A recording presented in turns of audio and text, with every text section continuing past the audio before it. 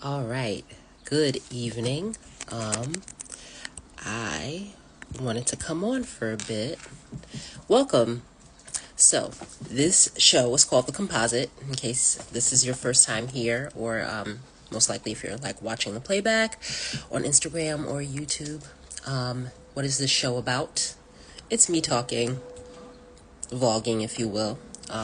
Sometimes we talk about movies, sometimes we talk about books, sometimes we talk about politics, not as frequently. I'm trying to regulate my nervous system. Anyway, but anywho, I wanted to come on today. I usually don't do a show on Mondays, but yeah, it was a nice day outside, so I thought I would come on. This is interesting because I don't actually have any planned content. The first thing I wanted to do is wish mothers and those that serve mothering functions a happy Mother's Day. I struggle with that because, like, I am not a mother right now, and people will wish me happy Mother's Day. I know they mean good things by it, but it's just kind of like, it's kind of that like participation trophy feeling that I get. And so I am trying to learn to offer it, to accept it in the spirit it's offered, which is just that you don't necessarily have to physically be someone's mother to, again, offer a caretaking or mothering function. And I do, but it's still kind of like, yeah. You know what? I wonder, do they do that with dads on Father's Day too? I don't know. I haven't seen people be like, oh, you're not a dad, but happy Father's Day. I wonder if that happens. So, oh, okay. Dog's not happy, I guess. I wonder about it because I'm wondering about the origins of like being more inclusive with Mother's Day. So in other words, if it's happening with Father's Day too, then the point is moot. It's not valid. But if it's like an exclusively a Mother's Day thing, meaning like, oh, we don't want other women to feel left out, but then it's not done on the men's side, I just wonder, oh, what is it about women that like people feel like, oh yeah, we better include everyone? It doesn't have to be nefarious. I think I'm feeling a little cynical today. I don't know. But I had a really great conversation with my mom on Sunday. And so I wish her and my aunt and, well, both of my aunts, all my aunts, and cousins and everyone, happy Mother's Day. Hope you had a good, quiet day. Other things. Oh yeah, and the funny thing is my mom was asking me about the Drake and Kendrick beef. This thing has really become universal, apparently. They've got my parents listening to diss tracks. I love it. So that's that. Let's see. I do want to read a poem, mostly for myself. I could use a little bit of inspiration at the moment. See what we have here. And then we'll look at some headlines. I don't imagine I'll be on here more than like 20 something minutes. I am just contemplating today, contemplating everything. That plus the energy of a general Monday. I was like, let's just come on and see what happens. Hold on. All right, so I'm looking for a poem. And why is this thing frozen? Okay.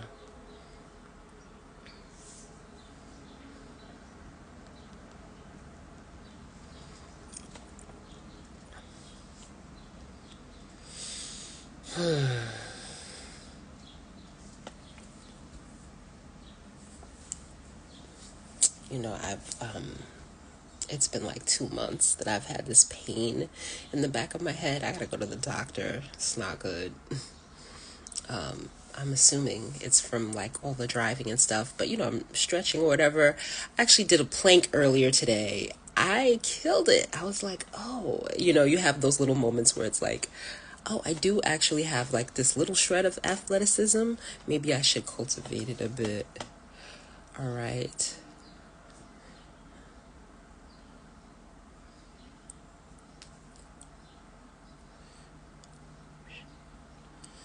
Okay.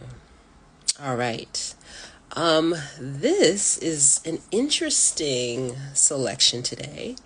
And it's a translated poem, so I wonder, let's see where the poet is originally from. Oh, he was born in Port-au-Prince, Haiti. All right. And he lives in the Dominican Republic. And he is bilingual, excuse me, Creole and Spanish. All right. And so the poet's name is Samuel Grigor. And the poem is called Transform Ocean. So I have no idea what it's about. I think I should probably stop getting these poems from the Poetry Foundation and stuff, because it's like making me feel a little less credentialed here as an English teacher. I'm just like, what the hell? These poems are hard. Usually like when I present a poem to the students, you let them skim it, check out the title, make some predictions, then you let them read it and you do some annotation activities, right? It just feels like, well, in my delusions of grandeur, it feels like, she's helping us break open this poem. And it's just like, I'm looking at these poems on the Poetry Foundation's website, and I'm like, yo, son, not happening, excuse me. All right. So all of that being said, this is Transform Ocean by Samuel Grigor. My delirium is a transform ocean, rocking me like the 7,000 waves that brought Wangolo to Ziltik. Crick, crack, tim, tim, boisek. It's a tale of salty foam, of centuries-old laughter, breaking out anew in wet reflections, of the incoming and going of silences. Let me do that line again, I added a word. Of the coming and going of silences. Zena. Okay. It's a tale of perfect agonies, of crepuscular wind, perforating the horizon's pith. Crick, crack, tim, tim, boisek. One time it was the rocks of the sea that didn't fathom the pain of the scorched rocks. One time it was Agwe, the sea's capricious power mobilizing mysterious adventures. One time it was Wangolo, a green hope condemned to go down at sea eternally. One time it was the lobe, those violent tam-tams of sea drum touched by Olokun, full lives in Yemaya. One time there were islands floating across the rough sea, caught in the schizophrenic libido between the moon and the sun. There is no way to end the story, but I know Ziltik is a mirage, so my delirium will always be a transform ocean as I lament Wangalo's curse and I weep at the sea's edge so that my sorrows might release me. Okay, I'm going to read the note at the bottom because I was thinking about the folklore and the ways in which it helps you understand what he's saying here. So the note says, Wangolo is a character in Haitian folklore. Yep. Ziltik is a Creole deformation of a French phrase which translates into English as the Turks and Caicos Islands. Oh, Ziltik. Oh, so that's what they call the Turks and Caicos, basically. The refrain, crick crack, boisek. I've seen crick crack from Edwidge Danticat and her work. Is the classic manner of beginning a traditional Haitian story. Excuse me. Oh, so that's like their Once Upon a Time. Okay, sorry for the stuttering here. Lobe is the action and sound made by striking the surface of water with the hand. Oh, so when you go like that on water and it makes noise, I didn't know there was a word for that. What? That's interesting. I used to do this thing, I've never really been a huge fan of journaling because it's just like, I like to create other worlds and other people. It just feels ridiculous, right? Like just writing about, I went to the grocery store today, So, but in my 20s, I was trying to journal, and someone suggested like using it for different things. And one thing that I had started doing that I should probably start doing again is collecting words. This lobe here, right? The sound that it makes as you're striking the water, that's a good word to collect. All right, I will read one more poem.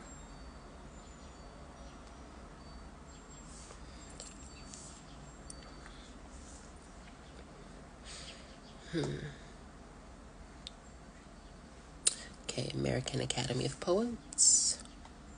And National Poetry Month is over. That was in April, but it's just, I've been working on being more whole, but I want some elegance to it. I want the finishing pieces. It feels like I can find that maybe in a poem. All right, so poem a day. What is their poem for today?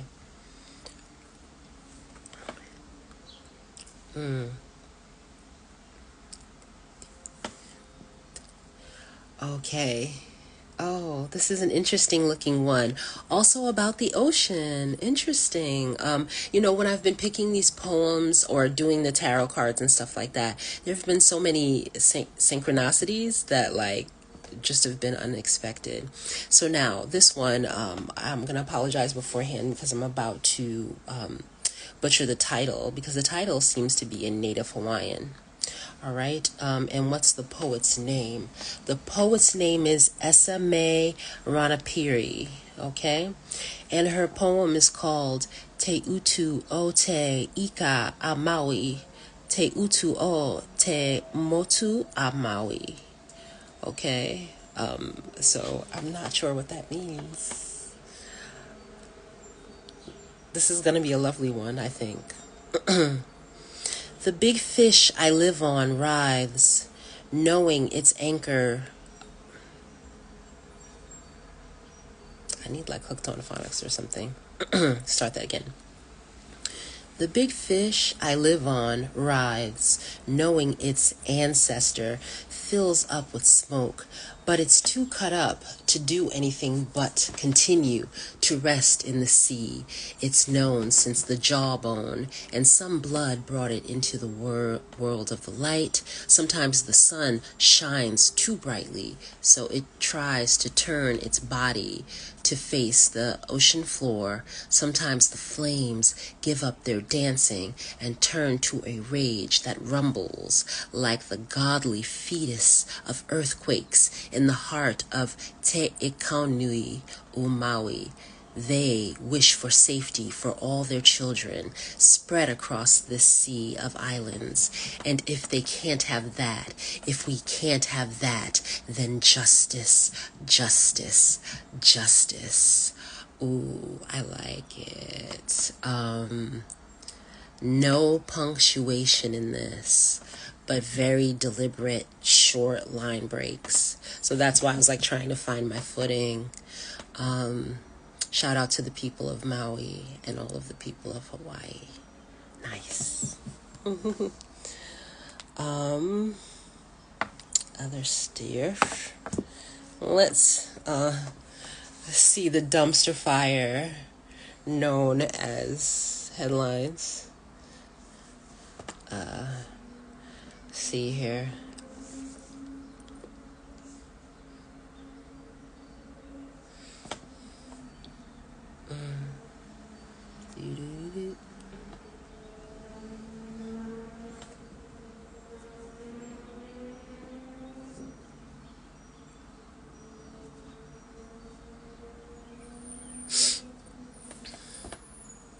Here's the thing, right? The Trump trial. I have a question.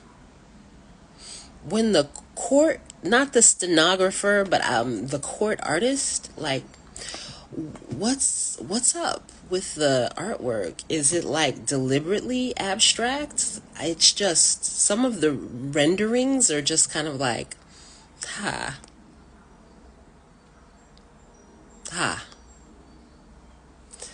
Everyone is, everyone looks like, what was that comic? Yeah, Tales from the Crypt, but not the show, the comic. Like, because in the comic, the Crypt Keeper, he was shriveled, but he was always like, ah, like his face was always at an angle. And I feel as if the court artist is just like, everybody straight up looks like a variation of the Crypt Keeper. I'm like, I mean, I can't draw worth shit, but I mean, damn.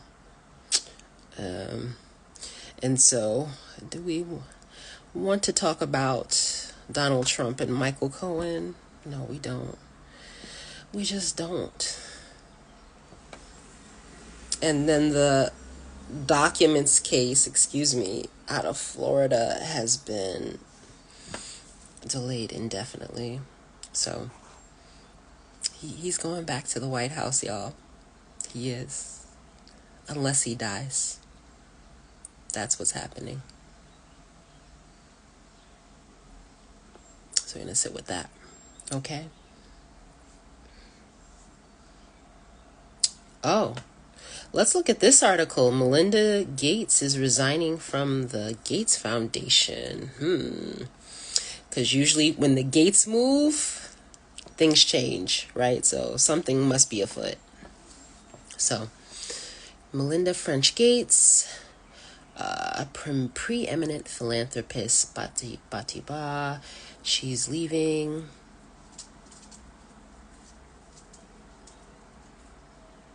Says there was a new chapter in her philanthropy, wants to focus on women and families around the world.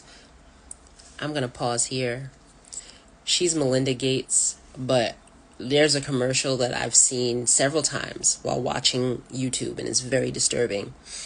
It's set in Dakar, Senegal, which is of interest to me because there's a really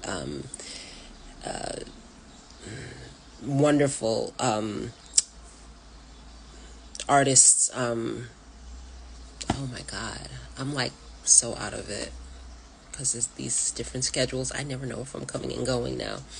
But there is a artist residency. Yes, there we go, in Senegal. And then I started doing some more research about it, and just like, oh, it's like a really interesting country. I definitely want to go there. But anyway, I see these commercials with Bill Gates talking about Fonio, which I've purchased because I try to eat healthier grains, try to avoid white rice, blah blah blah. But he's so excited talking about, oh, look at this opportunity for us to harvest this grain. And I'm thinking to myself, oh yes, look at this opportunity for you to continue to rape the continent and strip them of their resources. Like, I can't get excited anytime I see him. I can't. And the others like him. I told my mom they have to go. Yeah. It's too unequal. There are people homeless and hungry. There are children starving. These resources need to be redistributed. Anywho, so let's see what Melinda Gates is talking about here.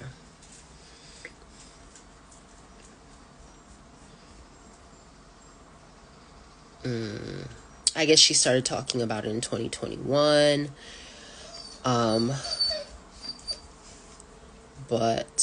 And she's given away her money. This is a very vague, circumspect article. They're not saying exactly what she's doing next, only that she wants to focus on women and girls. So I God bless, I would really like it if we could all focus on women and girls and not have to wait for handouts from billionaires for women and girls and for everyone.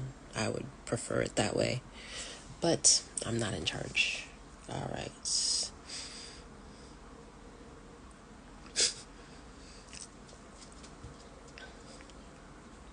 Look at this title from the New York Times. I'm not going to read the article, but it's just so funny.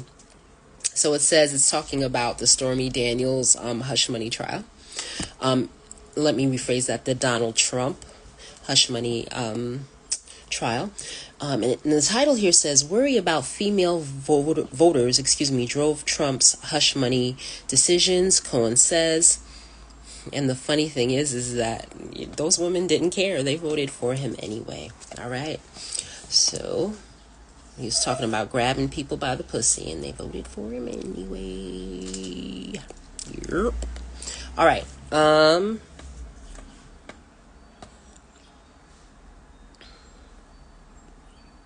Okay, so their front page is Trump, pretty much. Trump type. Want. All right.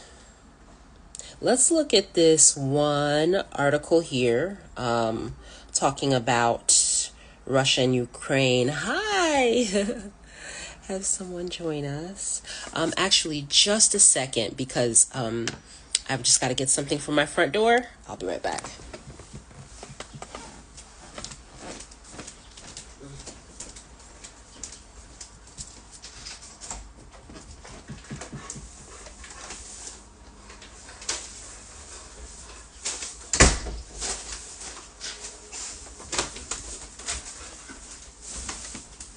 All right.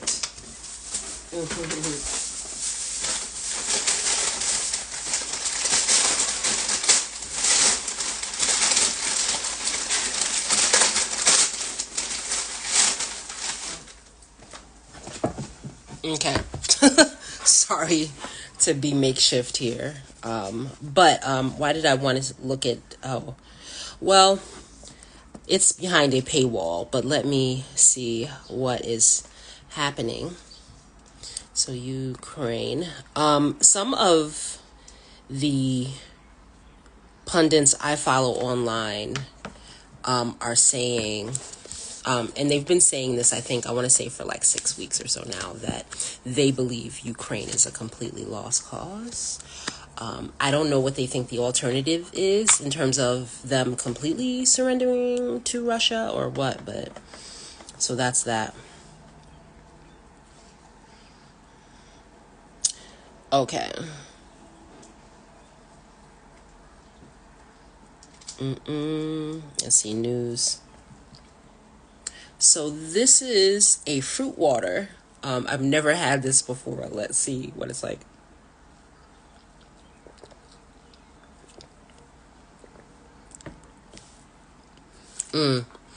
It's strawberry flavored. It's good. It needs to be chilled. So that is my next step. All right. But, okay, so here's an article from The Guardian that I'll look at quickly. And then I think I'm going to wrap up, because like I said, I'm just in a more contemplative mood today. Let's see. So, title says here from The Guardian, Russians having tactical success in advance on Kharkiv. Okay. And that is from Kiev. So it's not like they're not admitting that happened. Fears are growing that Moscow will achieve its biggest breakthrough since the early days of the war. Wow. So 2 years in, and they're like gearing up again. Some of the fiercest fighting is being conducted on the outskirts of the Ukrainian town of Vovchansk. I'm so sorry. I need... I wonder if linguistically, if there's like a catch-all in terms of like, okay, there's a new word, it's in a different language, I've never seen it before. What are some strategies to figure out the pronunciation? I don't know. It's Vovchansk. I hope I'm pronouncing it correctly. It had a population of 17,000, and then Russian troops have advanced. Okay. All right. I'm just going to check out a couple more lines here and then make a statement.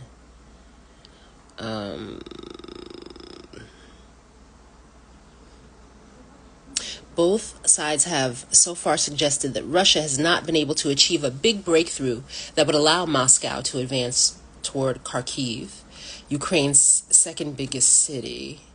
And two folks if you're not aware, I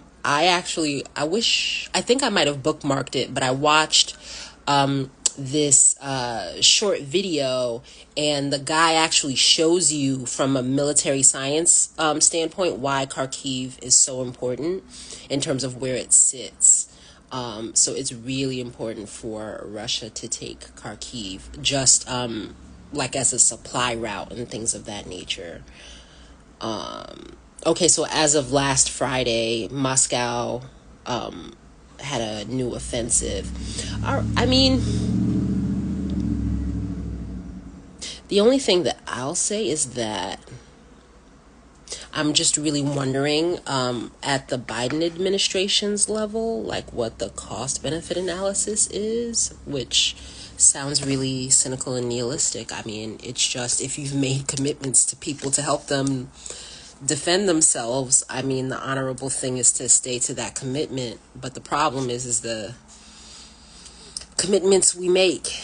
I don't think we make them in good faith, and I don't think we make them with good faith actors. So there is that. And, just thinking about financially how much our nation pours into these efforts, if they're futile, or if, the tide is turning toward Russia, what does that look like? I mean, what I wanted to say initially was I did hear someone say that you could do it where, like, the certain regions that have already been taken over, just basically, like, let those people vote and decide if they want to go with Russia, because